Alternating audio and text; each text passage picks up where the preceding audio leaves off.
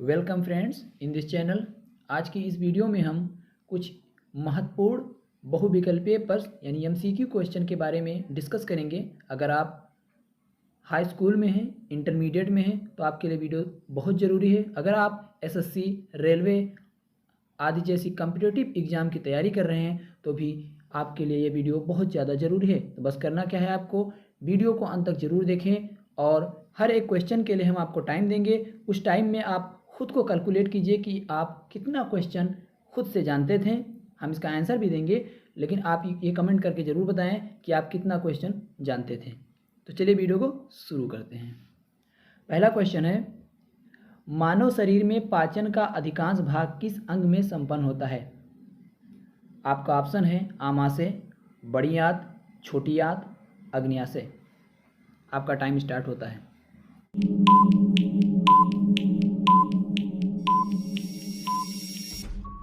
इसका सही उत्तर है छोटी आंत।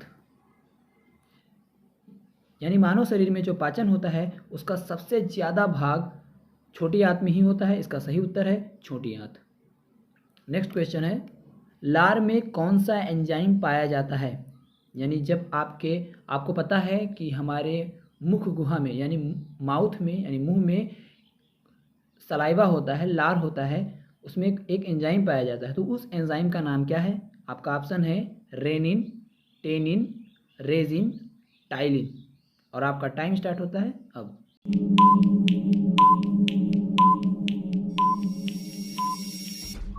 तो इसका सही उत्तर है टाइलिन। तीसरा क्वेश्चन है, मानव के जीवन काल में कितने दांत 2 बार विकसित होते हैं? यानी हमारे पूरे जीवन काल में ऐसे कितने दांत हैं जो 2 बार विकसित होते हैं, मतलब एक बार टूटने के बाद दोबारा फिर से वो डेवलप हो जाते हैं।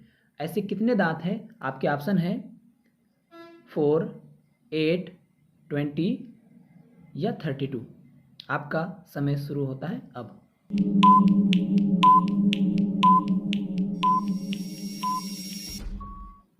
इसका सही उत्तर है 20 दांत ऐसे हैं हमारे जो हमारे पूरे जीवन काल में एक बार टूटकर दोबारा फिर से विकसित हो सकते हैं और होते भी हैं। चौथा क्वेश्चन है, मानव शरीर का रक्त बैंक कौन कहलाता है? यानी हमारे बॉडी में ब्लड बैंक कौन सा अंग कहलाता है? आपका ऑप्शन है प्लीहा, हृदय, वृक्क, लीवर। आपका समय शुरू होता है अब।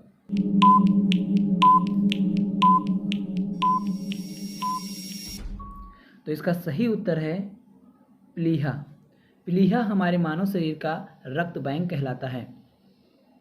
5th क्वेश्चन है, सफ़ेद रक्त कण WBC का मुख्य कार्य क्या है? जैसा कि हम जानते हैं कि हमारी ह्यूमन बॉडी में जो ब्लड होता है वो 3 प्रकार के होते हैं। उसमें से एक प्रकार होता है WBC, वाइट ब्लड सेल्स, यानी सफ़ेद रक्त कण। सफ़ेद रक्त कण यानी WBC का मेन फंक्शन क्या है? इसका मुख्य कार्य क्या होता है? आपका ऑप्शन है ऑक्सीजन ले जाना, कार्बन डाइऑक्साइड ले जाना, रोगों से शरीर की रक्षा करना, या इनमें से सब। आपका समय शुरू होता है अब।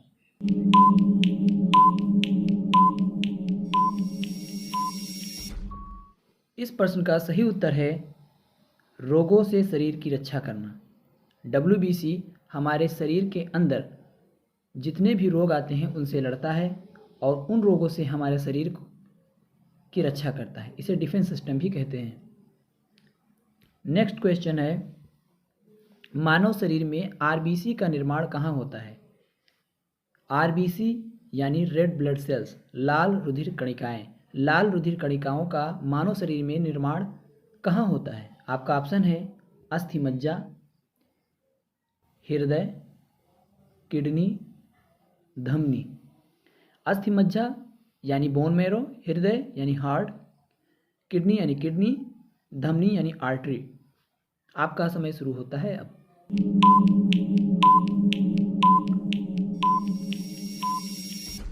तो इस प्रश्न का सही उत्तर है अस्थि मज्जा। बोन मैरो में ही हमारे RBC का निर्माण होता है। ये क्वेश्चन बहुत ज़्यादा इंपॉर्टेंट है, आप इसे ज़रूर लर्न करें। नेक्स्ट क्वेश्चन है, रक्त में पाया जाने वाला धातु कौन सा है? हमारे ब्लड में कौन सा धातु है जो पाया जाता है? आपका ऑप्शन है कैल्शियम, लोहा यानी आयरन, जिंक, सिल्वर।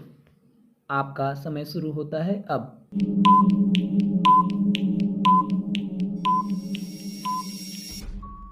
तो इस प्रश्न का सही उत्तर है लोहा, आयरन। आयरन हमारे रक्त में पाया जाता है। अगर आयरन की कमी हो जाती है तो हमें आयरन डिफिशिएंसी एनीमिया हो जाता है। तो रक्त में पाया जाने वाला धातु लोहा है। तो बढ़ते हैं अब नेक्स्ट क्वेश्चन की तरफ।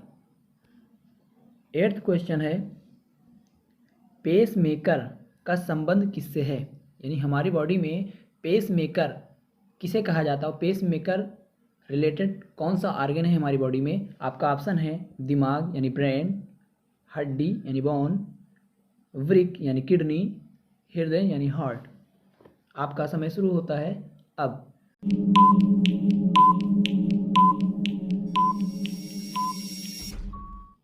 पेसमेकर का संबंध हमारे शरीर में हृदय से है।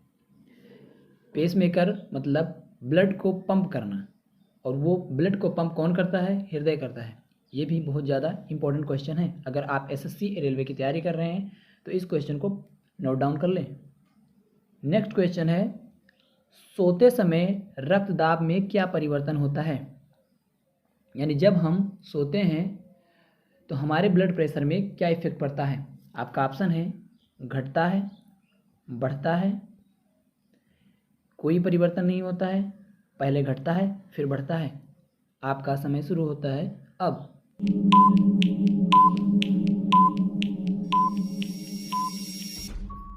इसका सही उत्तर है घटता है। इसको आप इस तरह से समझें, जब आप सोते हैं तो आपकी जो आर्टरी होती हैं, नसें होती हैं, वो रिलैक्स करती हैं। अगर ऐसा है पहले तो कुछ वो ऐसी हो जाती है, मतलब फैल जाती है।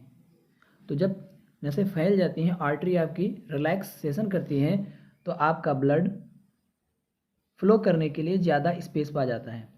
और जब ज़्यादा स्पेस पा जाता है तो उसकी स्पीड कम हो जाती है, और स्पीड कम हो जाती है तो आपकी बीपी डाउन हो जाती है। यानी सोते समय आपका ब्लड प्रेशर घट जाता है। तो नेक्स्ट क्वेश्चन की तरफ बढ़ते हैं अब।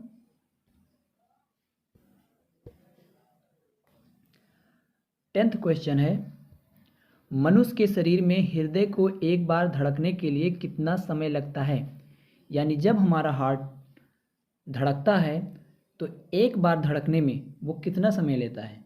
आपका ऑप्शन है 1 सेकंड, 1 मिनट, 0.8 सेकंड, 0.5 सेकंड। आपका समय शुरू होता है अब।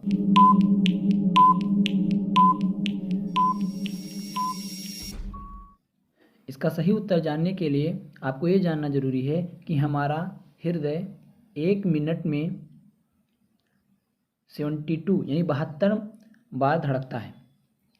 तो 1 सेकंड में 60 सेकंड होते हैं, और 60 सेकंड में 72 मरतबा धड़कता है। तो इसको जब हम डिवाइड करेंगे तो लगभग में 0.83 आएगा। तो इसका सही ऑप्शन है 0.8 सेकंड। तो अब बढ़ते हैं नेक्स्ट क्वेश्चन की तरफ। 11th क्वेश्चन है, मूत्र का पीला रंग किसके कारण होता है? यानी जब हम टॉयलेट करते हैं तो हमारा जो यूरिन होता है, हमारा जो मूत्र होता है, वो येलो होता है, यानी पीला होता है। वो क्यों होता है? हमारा यूरिन येलो क्यों होता है? आपका ऑप्शन है पित्त के कारण, लसिका के कारण, कोलेस्ट्रॉल के कारण, या यूरोक्रोम के कारण। आपका समय शुरू होता है अब।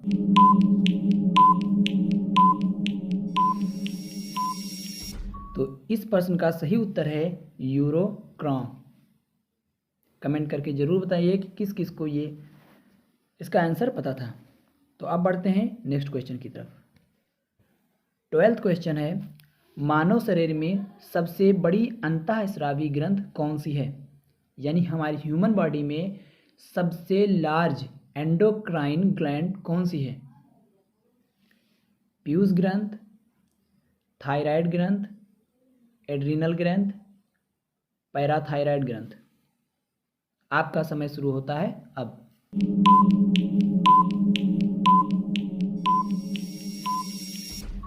इस क्वेश्चन का आंसर जानने के लिए आप सबसे पहले समझें कि अंतःस्रावी ग्रंथ क्या है। आपके अंदर दो प्रकार के स्राव होते हैं, एक होता है बहिस्राव, एक होता है अंतःस्राव। एक एक्सोक्राइन ग्लैंड होता है और एक एंडोक्राइन ग्लैंड होता है। एक्सोक्राइन जिसका स्राव यानी जिसका सिक्रेशन को फ्लो करने के लिए डक्ट की ज़रूरत पड़ती है, डक्ट मतलब नली की ज़रूरत पड़ती है। और एंडोक्राइन यानी अंतःस्रावी ग्रंथ जिनका स्राव यानी सिक्रेशन फ्लो करने के लिए कोई डक्ट की ज़रूरत नहीं होती है, कोई नली की ज़रूरत नहीं होती है, ये डायरेक्टली आपके ब्लड में आ जाती है। तो सबसे बड़ी अंतःस्रावी ग्रंथ कौन सी है? इसका सही आंसर है थायराइड ग्रंथ। नेक्स्ट क्वेश्चन है, मानव शरीर के किस ग्रंथ को मास्टर ग्रंथ कहा जाता है? यानी हमारे बॉडी में जितने भी ग्लैंड हैं उनमें से किस ग्लैंड को, किस ग्रंथ को मास्टर ग्लैंड कहा जाता है? यानी ऐसा एक ग्लैंड है जो हमारे सभी ग्लैंड को ऑपरेट करता है, इसलिए उसे मास्टर ग्लैंड कहा जाता है। तो आपका ऑप्शन है पीयूष ग्रंथ, थायराइड ग्रंथ, प्लीहा, अग्न्याशय। आपका समय शुरू होता है अब।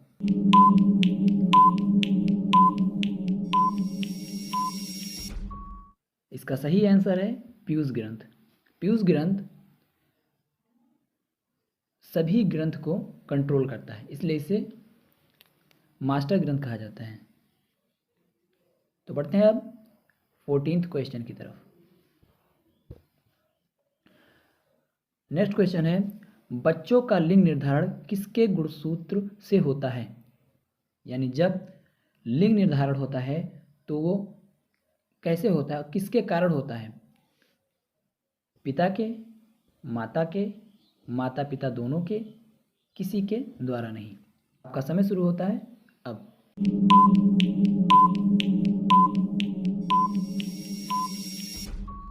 इसका सही आंसर है पिता के।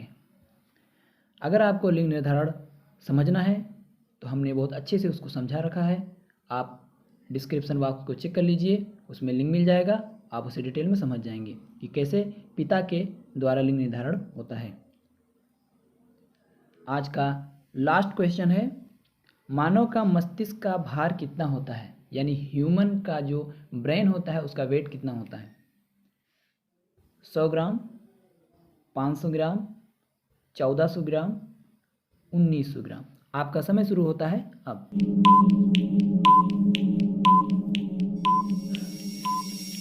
इसका सही आंसर है 1400 ग्राम।